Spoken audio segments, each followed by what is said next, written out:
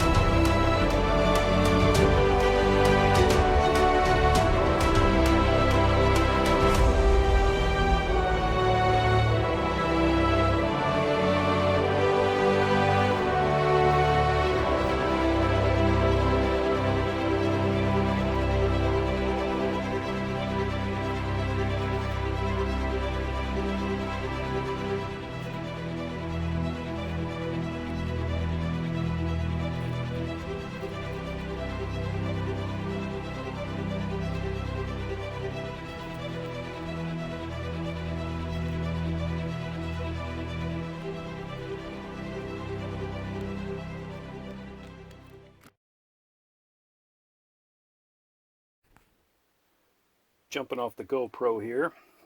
Got my mess to clean up as always. Fuse panels in. The only thing I got to do is I got to flip these stickers around, or make new stickers for them. Probably that's what I'm going to do. And yeah, so I got my 20 amp breakers in. Everything should be ready to go. I got all my grounds in, got my hots in. Yeah, I left this kind of long just to loop it around, just to keep it clear. But yeah, looks pretty good. So I'm gonna go outside and oof. There's the old fuse panel with all the wonderful glass fuses, which I despise. So that's gone. It's 58 degrees in here. Cool day. Good for working now. You can see what I did. Undid the battery. So I'm going to put the lead back on. Oh, you can hear the spark. So that's back on. At least the 12 volt. See if the lights work. Alright, see if the lights work. Yeah, the lights work. So that's good. Our lights are working. One light, then two light. You can see there. Our fan's working. And that light's working.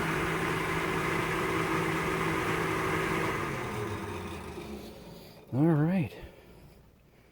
So that means we've got, at least we got some, there we go. Stuff's working here on 12 volt, which is excellent. So now that's back up and running. Check the potty light. Yep, it's working. So all the lights are working. So I'm assuming, since that's all working, you know, I haven't tried the heater yet. Let me try the fridge. Start up the fridge again. Fridge light comes on. It's a good sign. Let's switch this to gas. Oh, you can hear that, right?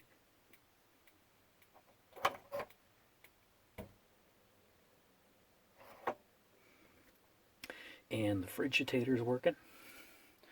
Thank goodness, because we have some precious cargo inside here right now. Didn't want to get that too warm. So it means the fridge is working.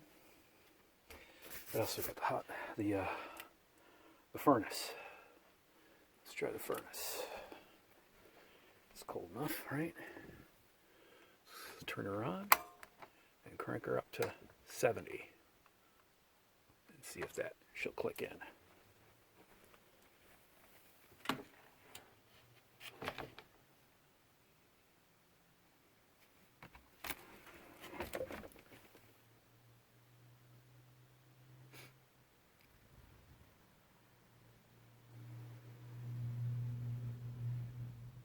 Okay, well, we're waiting for the furnace to spool up. And hopefully it will, because what temperature was. Oh. There she goes. So the furnace works. That's good. It'll kick on here in a second and light up. Yep, just heard the piezoelectric starter start up. So she's running. Don't want to run it too long here and waste gas. So yeah, got the just about half, a little over half. Batteries at about half. I can hear the stuff warming up now. So that's cool, or warm as the case may be. Still not sure about my boondocker, but we'll get to that later. So yeah, so here we go. My GoPro do the time-lapse thing here, so there she is. So we got her on. I got all my circuits labeled, and I'm going to redo the cover labels and then stick the cover on, and there's the 12 volt fuse block upgrade, and now I've got room, plenty of room for other things if I want to wire some things up. Not sure how I'm going to do that 100% because everything's wired through, as you can see, the ceiling.